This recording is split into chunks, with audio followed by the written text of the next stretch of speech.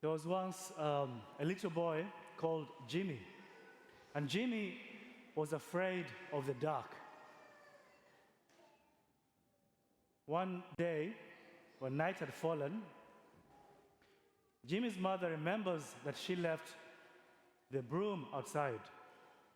And so she says to Jimmy, "Jimmy, will you go and get the broom?" And Jimmy says, "I can't. It is dark outside." And so Jimmy's mother says to him, "Don't be afraid.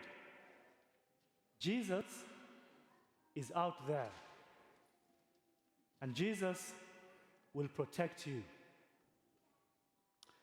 And so Jimmy looks at his mother for a little while and he says, "Are you sure Jesus is out there?" And his mother says, "Yes, of course Jesus is out there. Jesus is everywhere. And he will come to help you if you need him." So Jimmy goes to the back door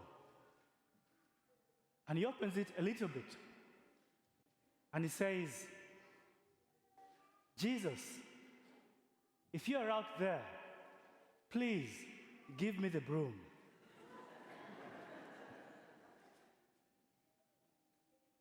We are not afraid of the dark. Most of us are adults. But after listening to the story of Lazarus, we might remember something that we are truly afraid of, that all of us are afraid of death. We are afraid of what's going to happen after we die.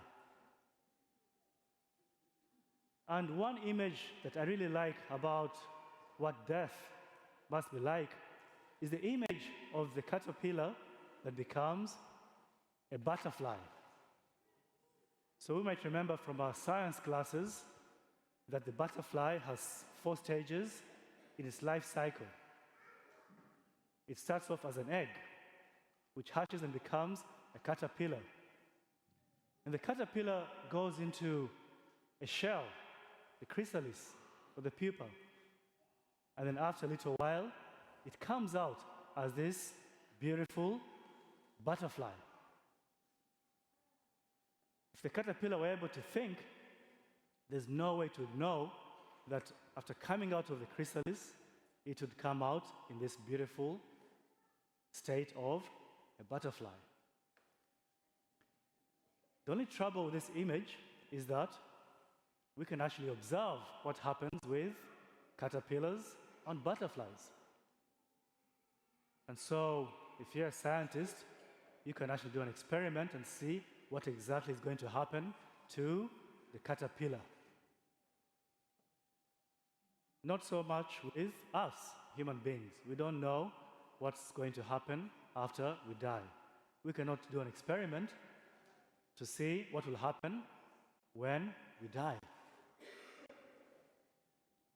And for many of our contemporaries, people in the world today, who think of the world in purely physical or material terms, it is quite hard to imagine that anything is going to happen to us after we die.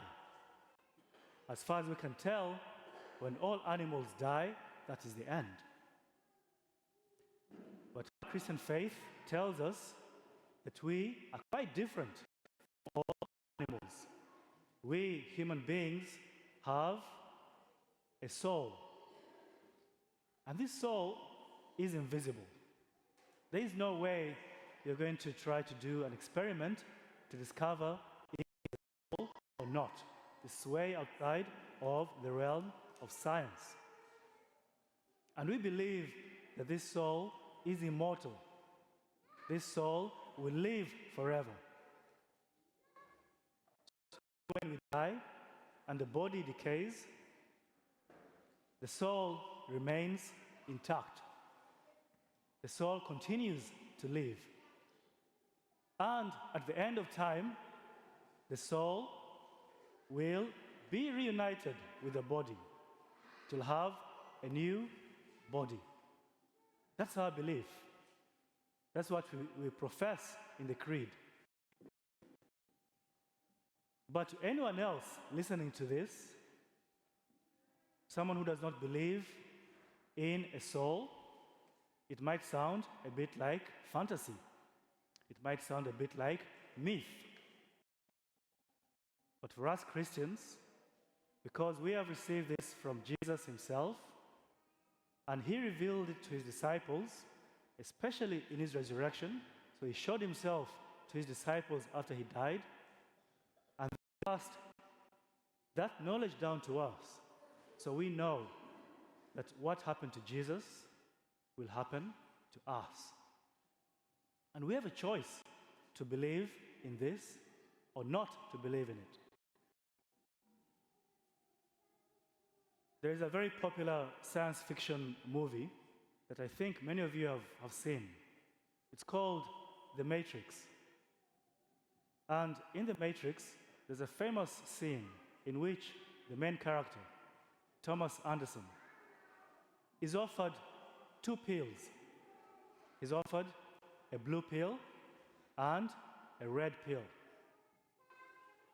If he takes the blue pill, his life will just continue as normal. He will never know the truth about himself or about the reality of the world he lives in.